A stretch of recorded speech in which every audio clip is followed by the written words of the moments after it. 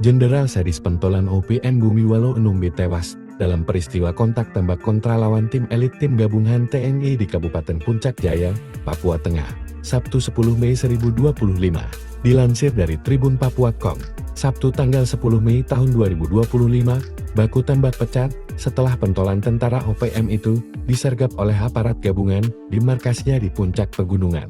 Perlawan dilakukan, namun pasukan gabungan TNI Polri yang sudah siaga membuat Walo Enumbi tak berkutik.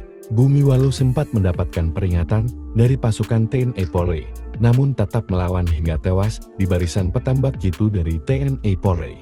Diketahui, Bumiwalo Enumbi selama ini terkenal sadis dalam beberapa kasus pembunuhan warga sipil di Puncak Jaya, salah satunya pembantaian tukang ojek. Sebelumnya, Bumi Enumbi dilaporkan menembak mati Husen 39, seorang tukang ojek di Puncak Jaya. Husen ditembak pada Rabu 19 Juni 2024 pukul 15.30 WIB di sekitar pos Merah Putih Satgas Yonif 115 ml. Bumiwalo Enumbi dikenal sebagai pemimpin TPNP BOPM kelompok Yambi. Dia juga dikabarkan terlibat dalam dugaan penembakan anggota TNI Polri. Salah satunya, mantan Kapolsek Mulia, AKP Jamal Renol di Distrik Mulia 7 April lalu.